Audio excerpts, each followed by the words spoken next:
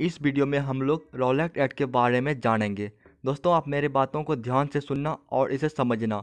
इसी वीडियो में आगे मैं इसे अच्छे से लिखा भी दूंगा। अभी मेरे बातों को आप ध्यान से सुनो। दोस्तों, ये जो रॉलेट एक्ट है इसे अंग्रेजों के द्वारा लागू किया गया था। इसका कारण था कि भारत में आज़ादी की लड़ाई लड़ने वाले क्रांतिकारियों का जो प्रभाव था वो दिन ब दिन बढ़ते जा रहा था और क्रांतिकारियों की संख्या भी दिन ब दिन बढ़ते जा रही थी। तो ब्रिटेन सरकार ने इन क्रांतिकारियों के प्रभाव को खत्म करने के लिए एक समिति बनाया और उस समिति का अध्यक्ष जो है उसका नाम था sir Sydney Rowlatt. Sir Sydney Rowlatt वो एक जज था, न्यायाधीश था। तो सर सिडनी रॉलेट की अध्यक्षता में एक समिति बनाया। तो ये जो समिति बनाया गया था, इस समिति ने इस क्रांतिकारियों के प्रभाव को खत्म करने के लिए एक सुझाव दिया और इसी समिति के सुझाव के आधार पर जो है केंद्रीय विधानमंडल में 2 विधेयक लाए गए। दोस्तों, इस समिति का उद्देश्य ही था कि क्रांतिकारियों के प्रभाव को खत्म करना है, इसीलिए इसने केंद्रीय विधानमंडल में 2 विधेयक लाया। तो जब ये विधेयक पारित हो गया तो इसी विधेयक को हम रॉलेट एक्ट के नाम से जानते हैं। दोस्तों, ये जो कानून है इसका भारतीय नेताओं ने बहुत ही विरोध किया था, लेकिन भारतीय नेताओं के विरोध के बाद भी ये जो कानून है इसे 8 मार्च 1919 को लागू कर दिया गया।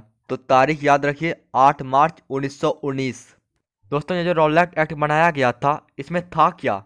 तो दोस्तों, इस कानून में था कि एक विशेष न्यायालय का गठन किया गया और ये जो न्यायालय बनाया गया था इसमें था क्या कि अगर ये न्यायालय कोई भी निर्णय ले ले तो उस निर्णय के विरुद्ध कोई भी अपील नहीं किया जा सकता है। मतलब ये कि जो एक बार फैसला सुना दिया गया उस फैसला के खिलाफ आप अपील नहीं कर सकते हैं।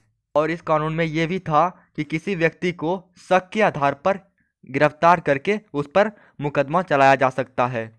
मतलब किसी व्यक्ति पर क्रांतिकारी होने का शक हुआ तो उसे गिरफ्तार कर लिया जाता था। दोस्तों, ये जो कानून बनाया गया था ब्रिटेन सरकार द्वारा, इस कानून को बिना अपील, बिना दलील, बिना वकील वाला कानून कहा गया था। तो ध्यान में रखिए, रॉलेट एक्ट को ही बिना अपील, बिना दलील, बिना वकील का कानून कहा गया था। दोस्तों, गांधी जी ने रॉलेट एक्ट को अनुचित कानून बताया। उन्होंने कहा कि ये जो कानून है ये स्वतंत्रता का हनन करने वाला कानून है।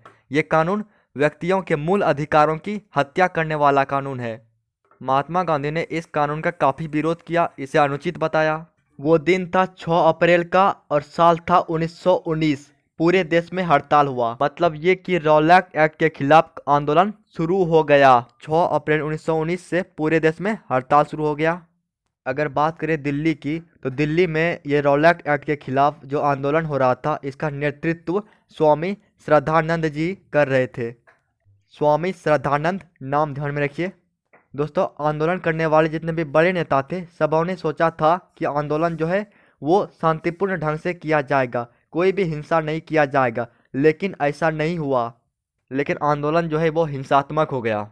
कई जगहों पर आंदोलन को दबाने के लिए अंग्रेजों ने गोलीबारी कर दी, जिससे लोग गोली के शिकार हुए और दोस्तों गांधी जी को भी गिरफ्तार कर लिया गया।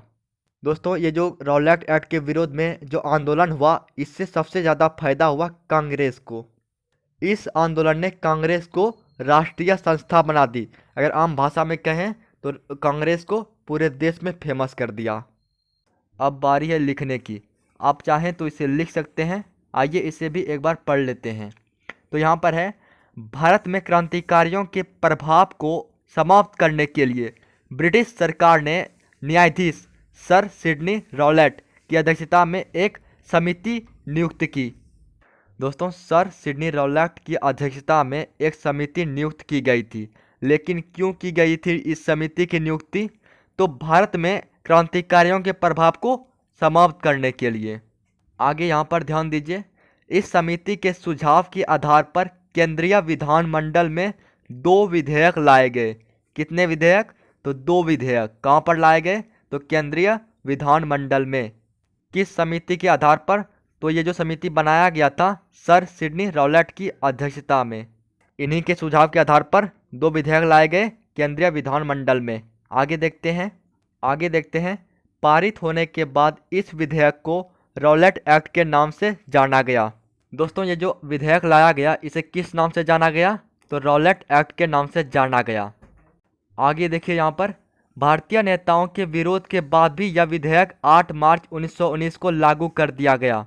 दोस्तों ये दो विधेयक जो लाया गया था, इसका विरोध भारतीय नेताओं ने खूब किया, लेकिन इसके बाद भी 8 मार्च 1919 को लागू कर दिया गया था। अब आगे देखते हैं, इस कानून के अंतर्गत एक विशेष न्यायालय का गठन किया गया, जिसके निर्णय के विरुद्ध कोई भी अपील नहीं किया जा सकता था। दोस्तों वो जो विधेयक लाया गया था उससे हुआ क्या, तो उससे हुआ क्या कि एक विशेष न्यायालय का गठन किया गया, और वह विशेष न्यायालय जो एक बार निर्णय ले लिया, उस निर्णय के विरुद्ध कोई भी अपील नहीं हो सकता था। आगे है, इस नियम के अनुसार सरकार किसी भी व्यक्ति को संदेह के आधार पर गिरफ्तार कर उस पर मुकदमा चला सकती थी। दोस्तों मैं ये सारी बातें आपको पहले भी बता चुका हूँ, लेकिन मैं रिपीट कर रहा हूँ, आप इसे ध्यान से सुनिए। ध्यान से सुनने से आपको याद करने में आसानी होगी। तो दोस्तों रॉलेट एक्ट में क्या था, तो व्यक्ति पर शक हुआ और उसे गिरफ्तार कर मुकदमा चला दिया जाता था। आगे है, इस एक्ट को बिना अपील, बिना दलील, बिना वकील का भी कानून कहा गया। दोस्तों जब जज एक बार फैसला सुना देता था, तो उस फैसला के खिलाफ न ही कोई अपील होता था, न ही कोई दलील दे सकता था, और न ही वकील कुछ कर सकता था। इसीलिए इसे कहा गया था बिना अपील, बिना दलील, बिना वकील वाला कानून। आगे है, इसे काला कानून के नाम से भी जाना जाता है। रॉलेट एक्ट को काला कानून के नाम से भी जाना जाता है, ध्यान में रखिए। अगर आप लिख रहे हैं तो आगे लिखिए, गांधी जी ने इस कानून को अनुचित, स्वतंत्रता का हनन करने वाला तथा व्यक्ति के मूल अधिकारों की हत्या करने वाला कानून बताया। दोस्तों गांधी जी ने रॉलेट एक्ट के बारे में क्या कहा, तो उन्होंने कहा कि यह कानून अनुचित है, यह कानून स्वतंत्रता का हनन करता है, यह कानून व्यक्तियों के मूल अधिकारों की हत्या करता है। ये बातें गांधी जी ने कहा। आगे है, 6 अप्रैल 1919 में पूरे देश में हड़ताल हुआ। दिल्ली में इस आंदोलन की नेतृत्व स्वामी श्रद्धानंद जी ने संभाली। मतलब रॉलेट एक्ट के खिलाफ आंदोलन शुरू हो गया और दिल्ली में इसका नेतृत्व किसने किया, तो स्वामी श्रद्धानंद जी ने। आगे है, यह आंदोलन हिंसात्मक हो गया, जिससे लोग गोली के शिकार हुए तथा गांधी जी को गिरफ्तार कर लिया गया। दोस्तों ये रॉलेट एक्ट के खिलाफ जो आंदोलन हो रहा था वो हिंसात्मक हो गया, लोग गोली के शिकार हुए और गांधी जी जो हैं इन्हें भी अंग्रेजों ने गिरफ्तार कर लिया। दोस्तों मैं इसके बाद और भी वीडियो अपलोड करूंगा, तो आप ज़रूर ही चैनल को सब्सक्राइब कर दीजिए, ताकि जब भी मैं वीडियो अपलोड करूं तो आपके पास पहुंच जाए। अब यहाँ पर ध्यान दीजिए, रॉलेट एक्ट कानून के विरोध में भारतीय राष्ट्रीय कांग्रेस को राष्ट्रीय संस्था के रूप में स्थापित कर दिया। दोस्तों मैंने पहले आपको बताया था, ये जो आंदोलन हुआ था इससे कांग्रेस को बहुत फायदा हुआ था। इस कानून के विरोध में जो भारतीय राष्ट्रीय कांग्रेस है उसको राष्ट्रीय संस्था के रूप में स्थापित कर दिया। दोस्तों आपसे रॉलेट एक्ट के बारे में कोई भी क्वेश्चन पूछे, कि जैसे कि रॉलेट एक्ट क्या है, रॉलेट एक्ट किसे कहते हैं, इसका भारतीयों ने क्यों विरोध किया, या फिर इसका विरोध क्यों हुआ। दोस्तों होता यह है कि कभी कभी आपसे क्वेश्चंस सीधे तरीके से ना देखकर उसे घुमा के दे दिया जाता है। तो दोस्तों आप जैसे ही देखेंगे प्रश्न में रॉलेट एक्ट, तो आपको समझ जाना है कि हमको रॉलेट एक्ट के बारे में पूछ रहा है। आपको ऐसे भी क्वेश्चन दे देगा, रॉलेट एक्ट क्या है, इसमें महात्मा गांधी के योगदान को बताएं। आपके प्रश्न में बिना अपील, बिना वकील, बिना दलील वाला शब्द जोड़ देगा।